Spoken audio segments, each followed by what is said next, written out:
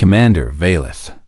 Sorn stood at the observation window of her warship and watched the stars pass by in long silver streaks as she thought about her future and wondered if she would ever find peace in her personal life.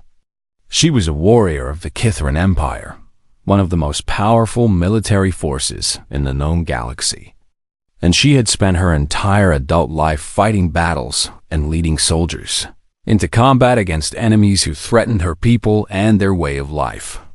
The Kithrans were a proud species, tall and strong with skin the color of deep purple and eyes that glowed like golden flames in the darkness of space. And they valued strength and honor above all other things in their culture. Valeth had everything that her society considered important, including wealth and power and the respect of millions of soldiers who served under her command. But she did not have one thing that she wanted more than anything else in the universe. She wanted a partner, someone who would stand beside her and share her life and be there when she returned home from her long missions across the stars. 3 times she had tried to find this with males of her own species, and 3 times she had failed because they could not accept that she would not give up her career to stay home and raise offspring like a traditional Kithran female was expected to do. Her first bonding had ended after only 6 months, when her partner demanded that she resign from the Navy and take a position in government where she would be home every night. Her second bonding had lasted 2 years, but it fell apart when her partner grew jealous of the time she spent with her crew and accused her of caring more about her soldiers than she cared about him. Her third bonding was the worst of all because she had truly loved him, but he gave her a choice between her command and a relationship. And when she chose her command, he left without saying goodbye. Now she was alone again, and she was tired of trying to find happiness with males who did not understand that she could love them and also love her duty to her people. That was why she had made a decision that shocked everyone who knew her, and that decision was to look outside her own species for a partner through a program called the Integration Exchange. The Integration Exchange was created by the Galactic Council to help different species learn to live together in peace and understanding. And one part of the program allowed individuals to form bonds with members of other species if they chose to do so. Most Kithrans looked down on this practice because they believed that only a Kithran could truly understand another Kithran. But Valeth did not care what others thought because she had already tried the traditional way, and it had not worked for her.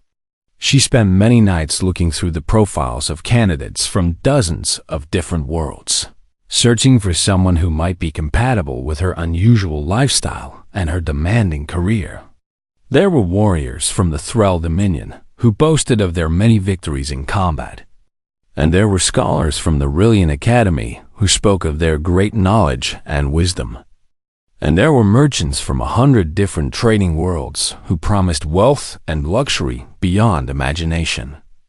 None of them interested her because they all seemed to want something from her, whether it was status or connections or simply the honor of being bonded to a famous Kithran commander. Then she found a profile that was different from all the others, and it belonged to a human male named Marcus Cole from a small planet called Earth in a distant part of the galaxy. Humans were considered a minor species by most of the galaxy, young and fragile, and not particularly impressive in any way that the older races could measure. They lived short lives compared to other species, rarely more than 100 years, and they lacked natural weapons like claws or fangs or armored skin. They were not especially strong or fast or intelligent by galactic standards, and many species wondered how they had even survived long enough to develop space travel and join the community of civilized worlds. Marcus Cole seemed to be an especially unremarkable example of this unremarkable species, and his profile contained very little information about himself. He was 43 years old by Earth counting, which meant he was already approaching the middle of his short lifespan, and he had worked as a gardener and a caretaker before joining the Integration Exchange.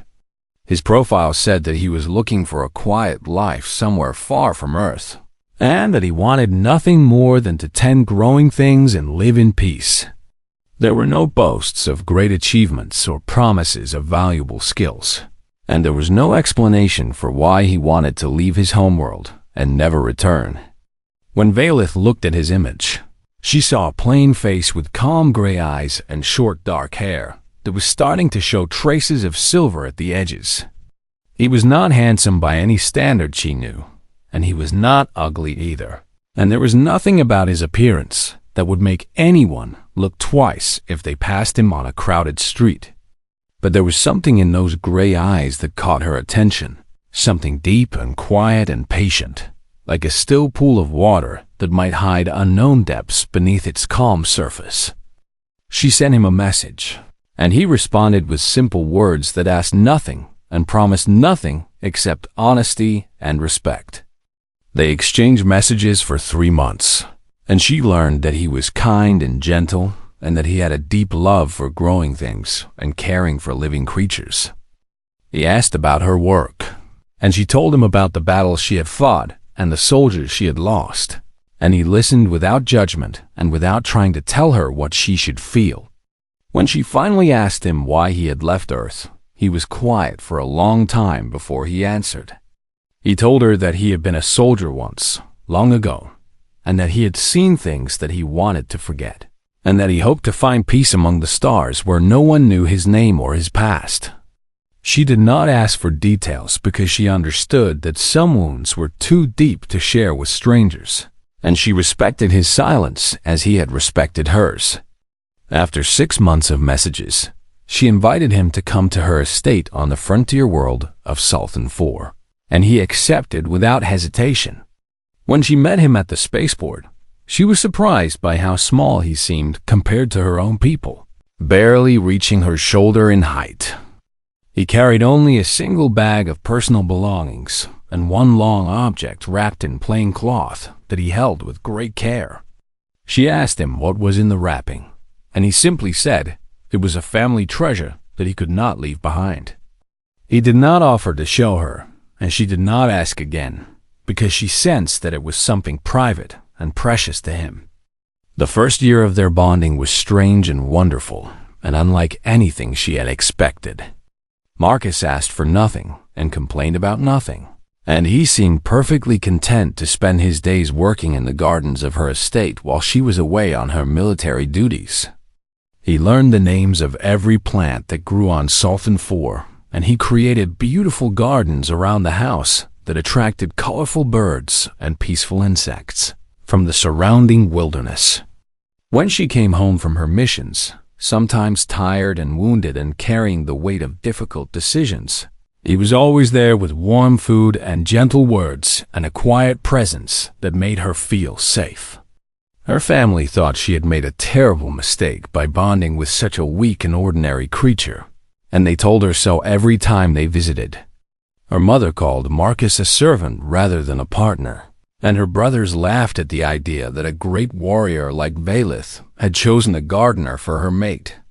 But Valith noticed something that her family did not see, something in the way Marcus watched the world around him with those calm gray eyes. He moved through life with a stillness that seemed almost supernatural, and she never once saw him startled or surprised by anything that happened. When a wild predator wandered into the garden one evening, Marcus simply stood and faced it without fear until it turned and walked away as if it had decided he was not worth the trouble. When a group of drunk soldiers tried to insult him at a market in the nearby town, he smiled and walked away without anger, and somehow the soldiers felt ashamed of themselves without understanding why. 3 years passed, and Valith grew to love this quiet human more than she had ever loved anyone in her long life. She never asked about the cloth-wrapped object that he kept locked in a vault in their bedroom, and he never offered to explain it. She assumed it was some kind of earth artifact, perhaps a piece of art or a musical instrument, something precious but harmless. She had no way of knowing that it was a weapon, forged in fire and folded steel, passed down through 7 generations of warriors from a mountain prefecture on a world that most of the galaxy had never heard of. She had no way of knowing that her gentle gardener was not what he appeared to be, and that the peace he sought was a refuge from a past filled with blood and death and the screams of dying enemies. She had no way of knowing that one day, very soon, she would finally understand why those gray eyes held such stillness. That day was coming, carried across the stars by ships full of raiders who had never heard of humans and had no idea what they were about to awaken. The morning began like any other morning on Sultan IV, with the twin suns rising over the purple mountains and casting long golden shadows across the gardens that Marcus had spent 3 years creating with his own hands. He woke early as he always did, before the first light touched the sky, and he walked barefoot through the cool grass to check on his plants and make sure they had survived the night. The estate was quiet and peaceful, and the only sounds were the singing of small birds and the gentle whisper of wind through the leaves of the tall trees that surrounded the property. Valith had left 6 days ago for a military operation in a distant star system, and Marcus did not expect her to return for at least another 2 weeks. He did not mind being alone, because he had learned long ago to find comfort in solitude and to fill his days with simple tasks that brought him peace. The household staff consisted of 2 Kithran servants named Thissa and Corinne, who helped maintain the large house, and an elderly Rillian groundskeeper named Veth, who had worked on the estate for 40 years before Marcus arrived. Veth had been suspicious of the human at first, wondering why a great commander like Valith would choose such a small and ordinary creature for her mate. But over time the old Rillian had grown to respect Marcus, because he saw how hard the human worked, and how much he cared for every living thing in his gardens. Marcus was kneeling beside a bed of night-blooming flowers when Veth came running toward him with fear in his large silver eyes.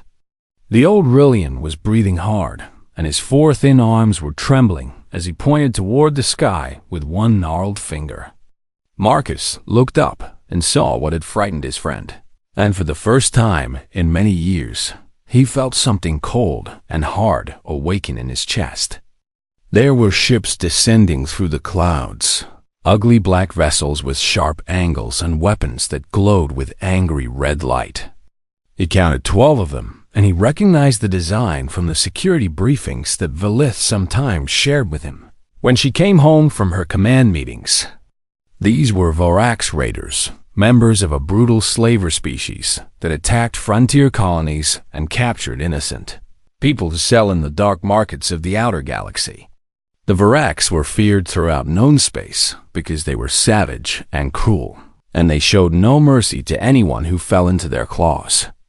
They stood 8 feet tall with bodies covered in thick armored plates that could stop most energy weapons, and they had 4 arms ending in razor-sharp claws that could tear through metal like paper. Their faces were nightmares of fangs and compound eyes, and their culture valued only strength and domination and the suffering of weaker species.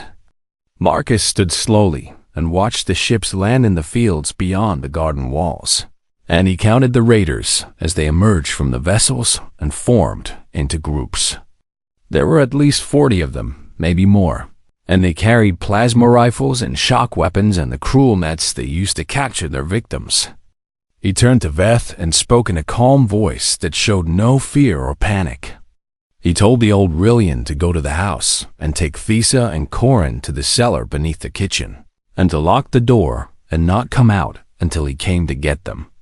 Veth stared at him with confusion and asked what Marcus was going to do against so many enemies. Marcus simply smiled his quiet smile and said that he was going to have a conversation with their visitors. The old Rillian did not understand, but he saw something in the human's gray eyes that made him obey without further questions. Marcus walked back to the house with slow and measured steps, and he could hear the Vorax beginning their assault on the outer security systems. The estate had defense drones that Valith had installed to protect against common threats, but they were not designed to fight against a full raider assault. He heard the drones engaging the enemy, and he heard them being destroyed one by one as the Varaks pushed forward with overwhelming numbers.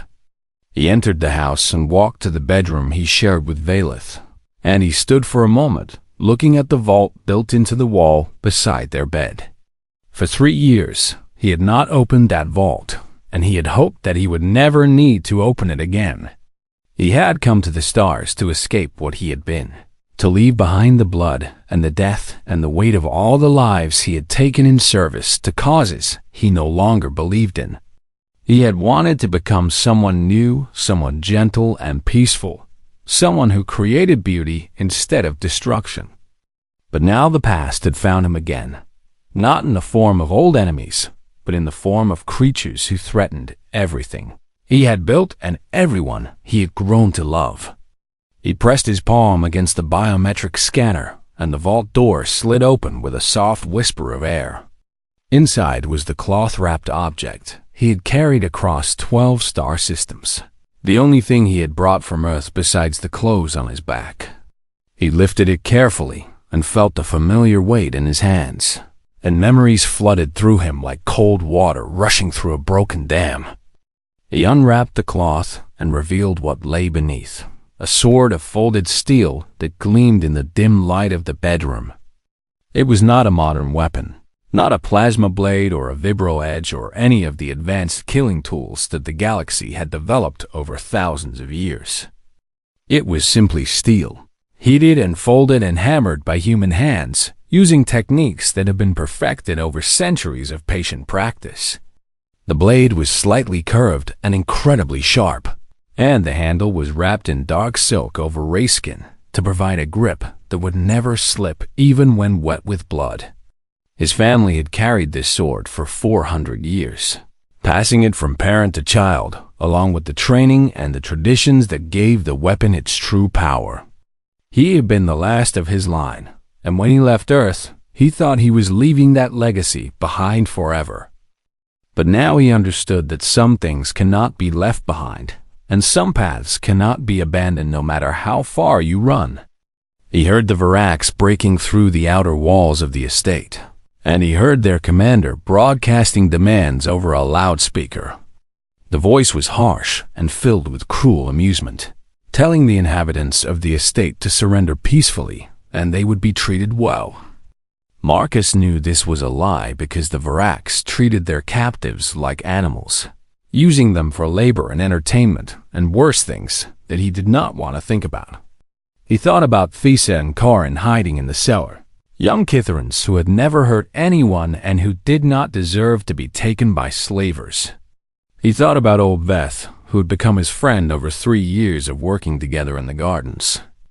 He thought about Valith, who trusted him to keep their home safe while she was away defending the Empire. And he thought about himself, about the man he had tried to become and the man he had been before. He realized that peace was not about running away from violence, and it was not about pretending that danger did not exist. True peace came from having the power to protect those who could not protect themselves, and the wisdom to use that power only when there was no other choice. He picked up the sword and held it in the guard position his grandfather had taught him when he was just a small child. The blade felt like an extension of his arm, like a part of his body that had been missing for 3 years and was now restored. He walked through the house and stopped in the kitchen to make himself a cup of tea, and he drank it slowly while listening to the sounds of destruction outside. When the cup was empty, he set it down gently on the counter and walked to the front door. The gardens he had created with such love and patience were burning, and the smoke rose into the morning sky like dark prayers for vengeance. The Varaks had gathered in the courtyard before the house, and their commander was a massive, scarred warrior who stood in the center giving orders to his troops. Marcus opened the door and stepped outside, and for a moment the raiders did not notice him because they were busy looting the outbuildings and destroying everything they could not carry. Then one of them saw him and shouted a warning, and suddenly 40 pairs of compound eyes turned to look at the small human standing alone in the doorway. The commander laughed, a sound like grinding rocks, and waved 2 of his warriors forward, to collect this pathetic creature. Marcus watched them approach, and he felt the stillness settling over him like a familiar cloak. He had not fought in 3 years, but his body remembered every lesson and every technique. His muscles remembered the 10,000 hours of practice that had shaped them into instruments of perfect precision. His mind remembered the calm focus that turned fear into clarity and doubt into certainty. The two Voraks reached for him with their clawed hands, confident that this weak little alien would be easy to subdue. They were wrong. Marcus moved, and the sword moved with him, and the morning air filled with the whisper of steel cutting through the space between heartbeats. The first Voraks fell before he understood that he was dying. His armored chest opened from shoulder to hip by a single perfect stroke. The second had time to feel surprise before the blade found the gap between his head and his neck and sent him tumbling to the ground. Marcus stood between their bodies and looked at the remaining raiders with eyes that held no anger and no fear, only a terrible patient calm. The commander stopped laughing. For the first time in his long career of conquest and cruelty, he felt something he had never felt before when facing an enemy. He felt doubt. The courtyard fell silent as the Voraks raiders stared at the two bodies lying in pools of dark blood at the feet of the small human. None of them could understand what had just happened because it had happened too fast for their eyes to follow. One moment their comrades had been reaching for the alien, and the next moment they were dead on the ground with wounds that looked like they had been made by some kind of blade. But that was impossible because no primitive weapon could cut through Vorak's armor, and no creature as small and weak as this human could move fast enough to kill two trained warriors before they could react. The commander, whose name was Thrak, had conquered 100 worlds and broken 6 different species into submission through terror and violence. He had never lost a battle, and he had never retreated from any enemy. And he was not about to start now because of one strange little alien with a metal stick. He roared an order, and a dozen of his warriors raised their plasma rifles and fired at the human standing alone in the doorway. Marcus was no longer standing in the doorway. He had moved the instant he saw the weapons rising, sliding to the side with a speed that seemed impossible for any living creature. The plasma bolts struck the door frame and the wall behind where he had been standing, burning holes through the stone and setting the wood on fire. But Marcus was already among them, moving between the raiders like wind between the trees, his blade singing through the air with each precisely aimed stroke. The Voraks were fast by the standards of most species, with reflexes honed by millions of years of evolution as apex predators on their harsh homeworld. But Marcus was faster, not because his body was naturally superior, but because he had spent 30 years training that body to exceed its natural limits. He had learned to read the subtle movements that signal an attack before it happened, the tiny shifts in weight and balance that told him where an enemy would strike. He had learned to move without thought, letting his muscles react to threats faster than his conscious mind could process them. He had learned to find the gaps in any defense, the weak points in any armor, the moments of vulnerability that existed in every opponent. The Vorak's armor was thick and strong, designed to stop plasma bolts and energy blades and most conventional weapons. But it was not designed to stop a weapon made of folded steel, guided by a master who knew exactly where to place each cut. There were joints where the armor pieces connected, thin gaps that allowed the creatures to move freely, but also created openings for someone who knew how to find them. There were sensory clusters on their heads that were too delicate to protect with heavy plating. There were gaps at the neck and under the arms where major blood vessels ran close to the surface. Marcus knew all of these weak points because he had studied the Vorak species when he first learned that raiders sometimes attacked frontier worlds like Sultan 4. He had prepared for this moment without truly believing it would ever come, and now that preparation was paying dividends in blood and death.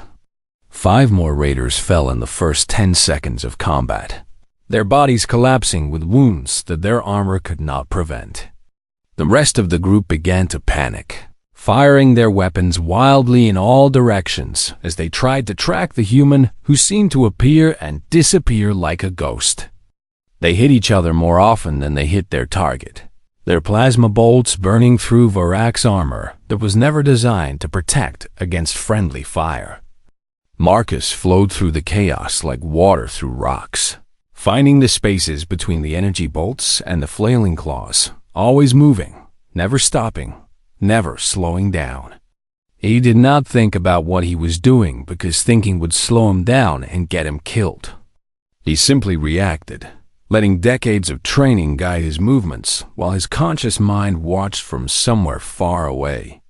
It was a state he had entered many times before in his previous life, a state of perfect focus and perfect clarity that some ancient masters had called the void. In the void, there was no fear and no anger and no hesitation, only the movement of the blade and the rhythm of the battle.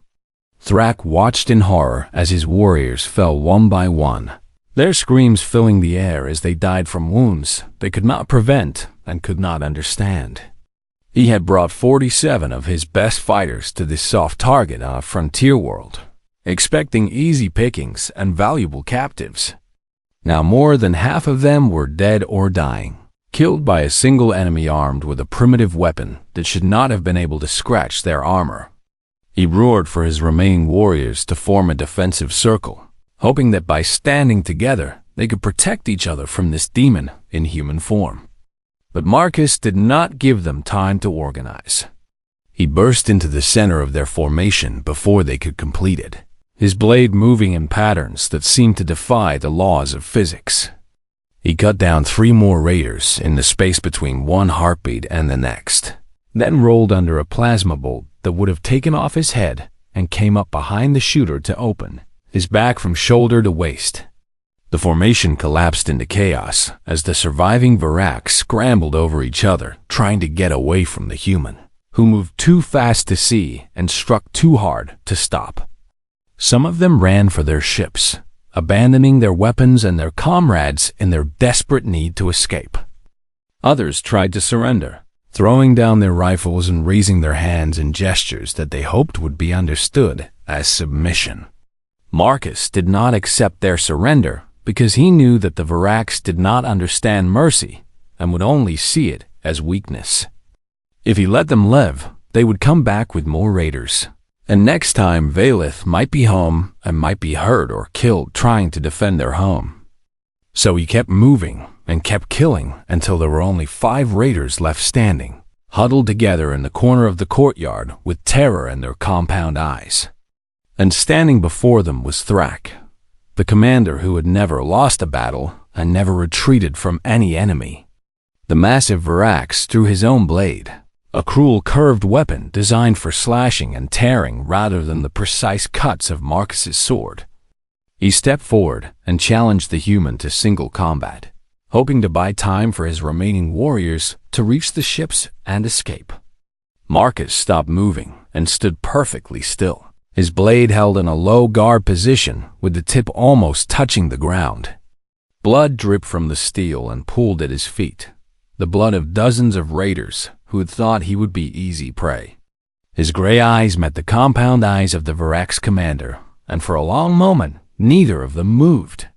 Then Thrak attacked with all the speed and power that had made him the most feared warrior of his clan. His forearms moved in a pattern designed to overwhelm any defense, striking from 4 different angles at once while his legs carried him forward in a charging rush.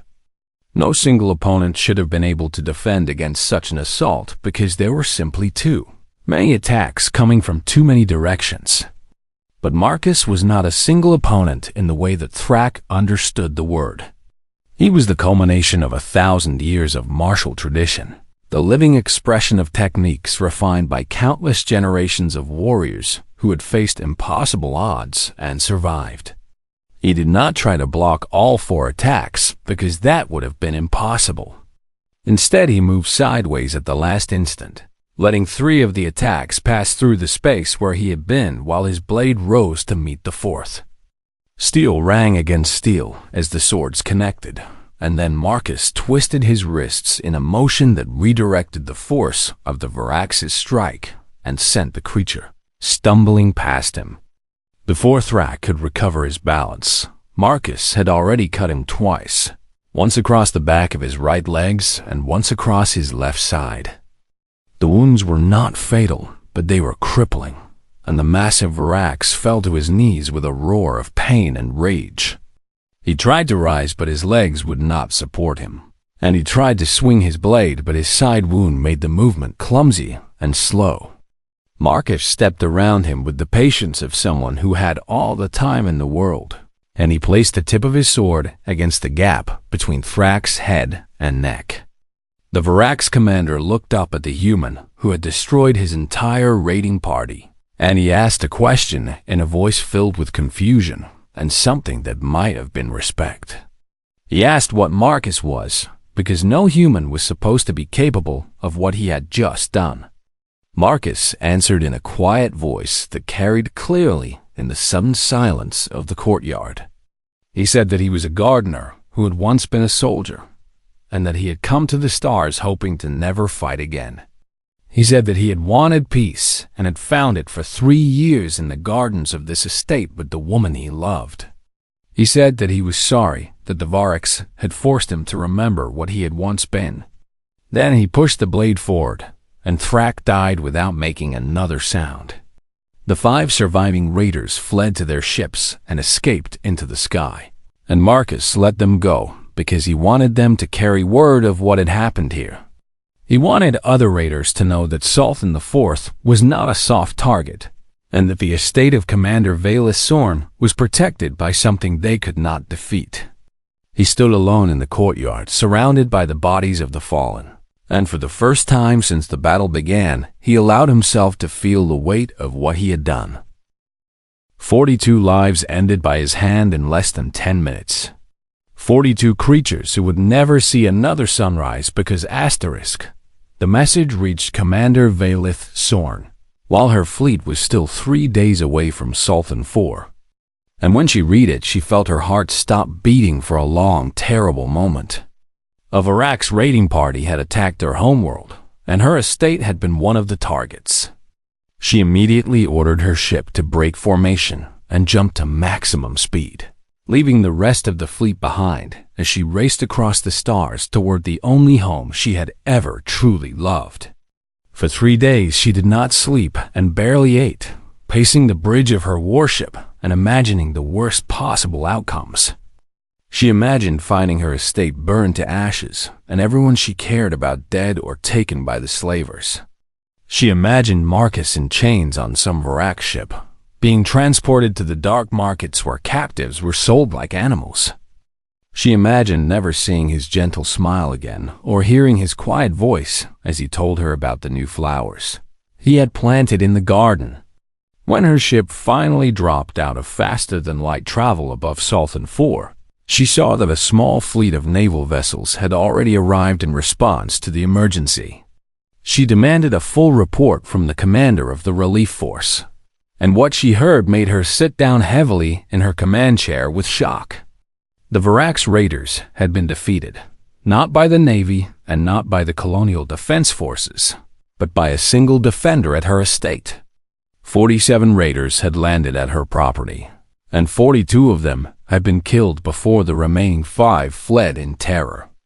The colonial governor had sent investigators to document the scene, and they had found something that none of them could explain.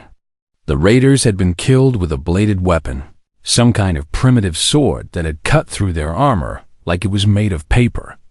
Valith did not wait for permission to leave her ship, and she did not wait for the shuttle to land properly before jumping out and running toward her home.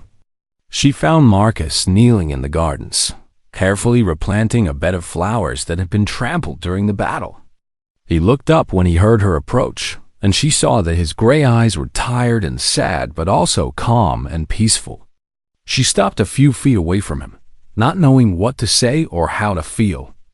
This was the man she had lived with for 3 years, the gentle gardener who sang to his plants and apologized for stepping on insects. This was the man who cooked her favorite meals and never raised his voice and seemed content to fade into the background of any room. And yet the evidence said that this same man had killed 42 Varax raiders by himself with nothing but a sword, a feat that should have been impossible for anyone. She asked him if it was true, and he nodded without speaking. She asked him how it was possible, and for a long moment he did not answer. Then he rose from his kneeling position and brushed the dirt from his hands, and he looked at her with those gray eyes that she realized she had never truly seen before. He asked her to come inside because there were things he needed to tell her, things he should have told her a long time ago. They sat together in the living room of their home, and Marcus began to speak in a voice that was quiet but steady. He told her that before he joined the Integration Exchange, before he became a gardener, before he came to the stars looking for peace, he had been a soldier on Earth. But not just any soldier. He had been trained from childhood in a martial tradition that stretched back over 1,000 years, a tradition that had been passed down through his family for 7 generations. His grandfather had trained his father, and his father had trained him, teaching him techniques that most of the galaxy had never seen and could not understand. He had learned to fight with the sword that now rested in their bedroom vault, learning every movement and every principle until the weapon was as natural to him as breathing. He had become one of the most skilled warriors on Earth, though very few people knew it because he never sought fame or recognition. He had served in the military forces of his nation, using his skills in ways that he was not proud of and could not forget. He had done things that haunted him still, things that made him wake in the night with the faces of the dead floating before his eyes. And finally, when the weight of his past became too heavy to bear, he had left Earth and joined the Integration Exchange, hoping to find a new life among the stars. He had chosen Valith not despite her long absences, but because of them, thinking that a partner who was often away would not notice the darkness that he carried inside. He had hoped that by becoming a gardener, by creating life instead of ending it, he could somehow make amends for everything he had done. For 3 years, he had succeeded, and he had been happier than he had ever thought possible.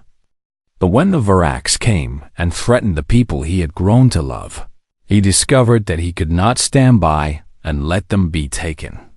He discovered that his skills, the terrible gifts that he had hoped to leave behind forever, could also be used to protect the innocent and save the lives of those who could not save themselves. He stopped speaking and sat in silence, waiting for Valith to react to everything he had told her. She sat very still for a long time, processing the truth about the man she had bonded with 3 years ago. She thought about all the small moments that now made sense in light of this revelation. She thought about the way he moved with such careful precision, never wasting a single motion. She thought about the stillness in his eyes, the patience that seemed almost supernatural. She thought about the wild predator that had wandered into the garden and walked away without attacking, as if it had sensed something dangerous in the quiet human who faced it. She realized that she had always known there was something different about Marcus, something hidden beneath his gentle exterior. She had simply never imagined that the truth could be something like this. She asked him why he had never told her before, and he said that he had been afraid. He had been afraid that if she knew what he really was, she would see him differently. He had been afraid that she would look at him with fear or disgust instead of the love he had come to treasure more than anything. He had been afraid that the peace he had found with her would be destroyed, just as everything else in his life had been destroyed by the violence he could not escape. Valith rose from her seat and walked toward him, and for a moment Marcus thought she was going to walk away. Instead, she knelt before him and took his hands in hers, the way a Kitharan warrior would kneel before someone they honored above all others. She told him that she was a warrior too, and that she understood better than most people the weight of taking lives and the burden of carrying death in your hands. She told him that she did not see him differently now, except that she understood him better. She told him that the man who had killed 42 raiders to protect their home was the same man who sang to his flowers and treated every living thing with kindness and respect. She told him that true strength was not about the power to destroy, but about having that power and choosing to use it only when there was no other way. And then she pressed her forehead against his, which was the most intimate gesture of connection in Kithran culture, usually reserved only for family and the deepest bonds of love. She said that she felt like she was meeting him for the first time, and that she was honored to know the real Marcus Cole. He held her for a long time without speaking, and tears ran down his face for the first time since he could remember. They were not tears of sadness, but tears of relief, because the secret he had carried for 3 years was finally shared with someone who understood. When the Galactic Council investigators came to interview him about the battle, Valeth stood beside him and answered their questions with the authority of a military commander. She explained that her partner had acted in defense of their home and the innocent people under their protection. She pointed out that the Vurax were classified as hostile combatants under galactic law, and that any force used against them during a raid was legally justified. The investigators were fascinated by the security recordings of the battle, which showed Marcus moving at speeds that their combat analysts declared should not be physically possible for a human. They asked questions about Earth and human martial traditions, and Marcus answered them honestly, while revealing nothing about the specific techniques he had used. Some secrets, he explained, were too dangerous to share with the wider galaxy.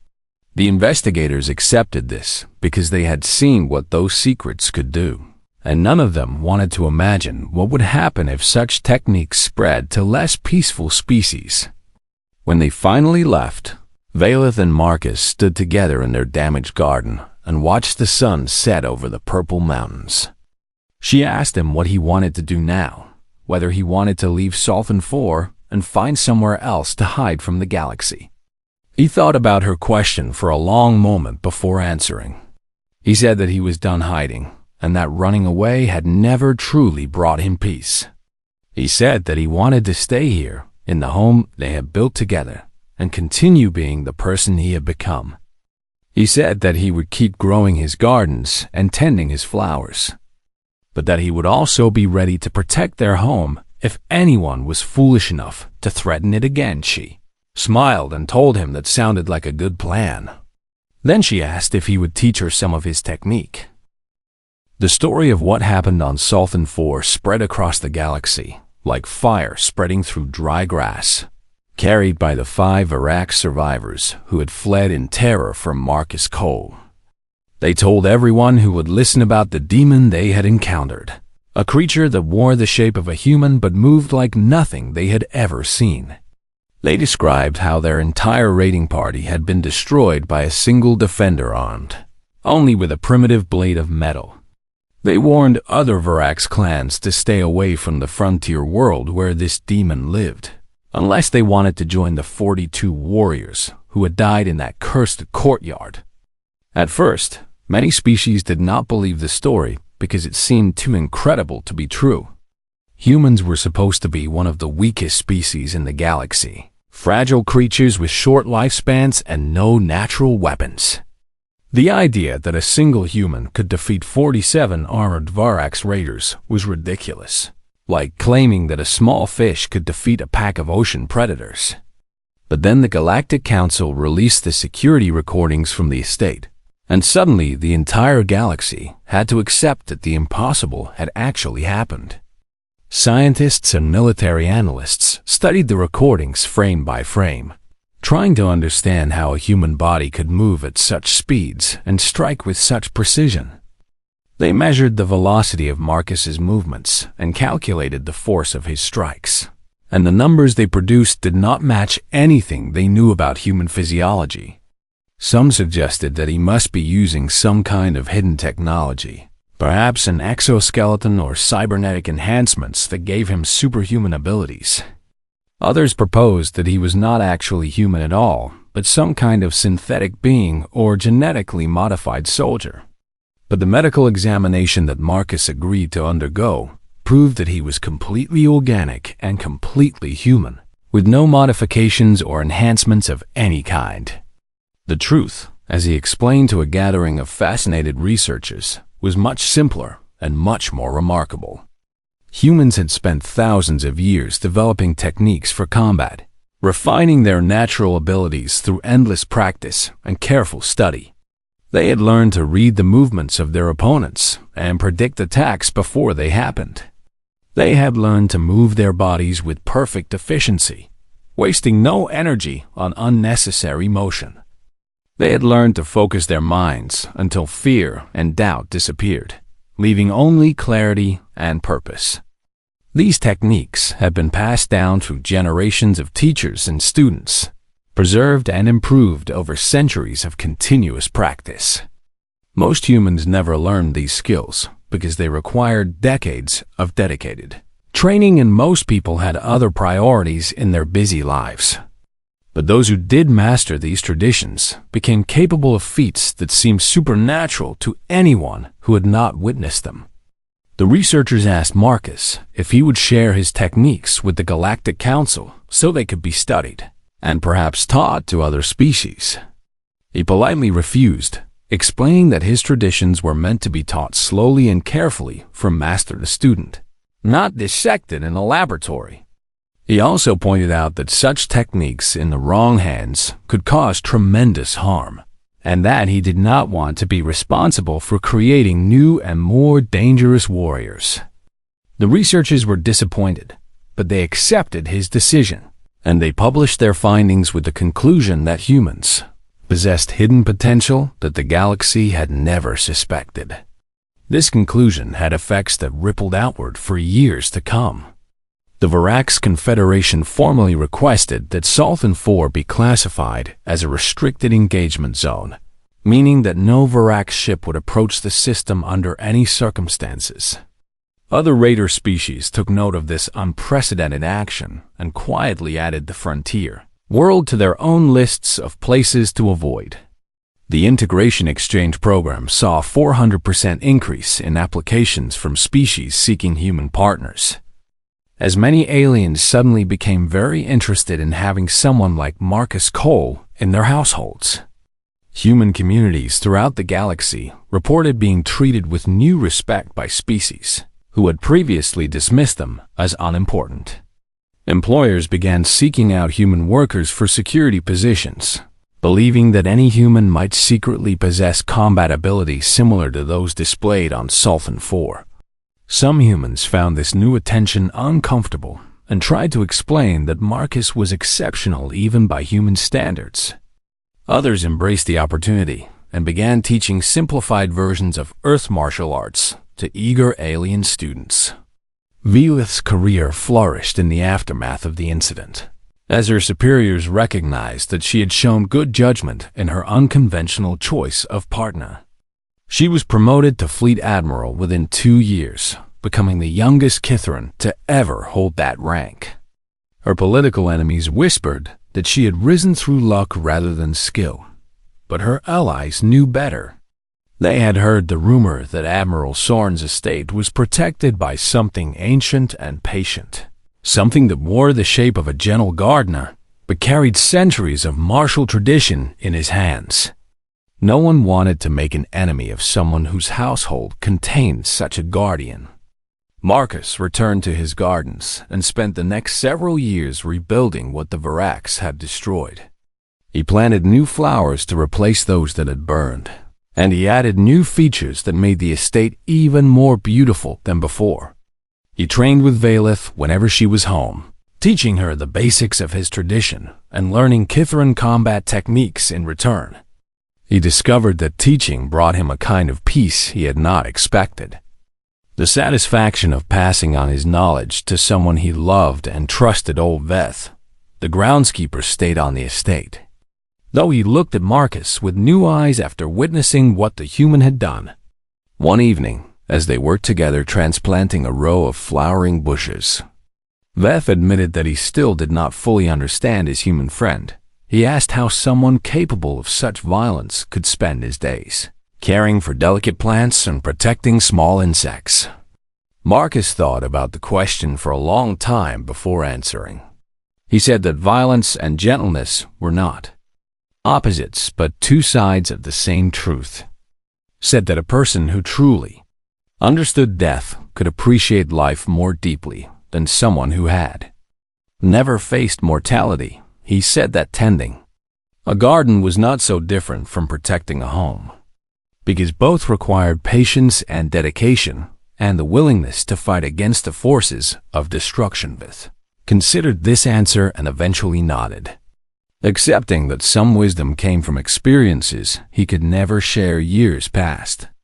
And the galaxy continued to change in response to what had happened on Sci-Fi IV. New studies of human history and culture revealed that Earth's people had always possessed a remarkable capacity for both creation and destruction. They had built great civilizations and terrible weapons, composed beautiful music, and waged devastating wars. They had explored the depths of cruelty and the heights of compassion. Often within the same generation, they were, in short, a species of contradictions, capable of extremes that other cultures could barely imagine. The galaxy had assumed that humans were simple and unimportant because they lacked the obvious powers of older species. But now the galaxy understood that human power was hidden beneath a gentle surface, revealed only when circumstances demanded this. Understanding brought new appreciation from the species that many had dismissed as weak and irrelevant. When Valith was asked about her human partner in interviews and public appearances, she always smiled her warrior smile and gave the same answer. She said that Marcus grew the most beautiful flowers in the sector, and if her eyes held secrets when she said it, well, that was between her and the quiet human who had taught her that true strength often wore the mask of silence in his garden. Marcus Cole continued his work of creation and care, surrounded by the beauty he had built and the peace he had finally earned. He still kept his sword in the bedroom vault, cleaned and oiled and ready for use if the need ever arose again. But he hoped that it would gather dust for many years to come, a relic of a past that no longer defined him. He had learned that running from his nature was not the path to peace. Peace came from accepting all the parts of himself, the gardener and the warrior.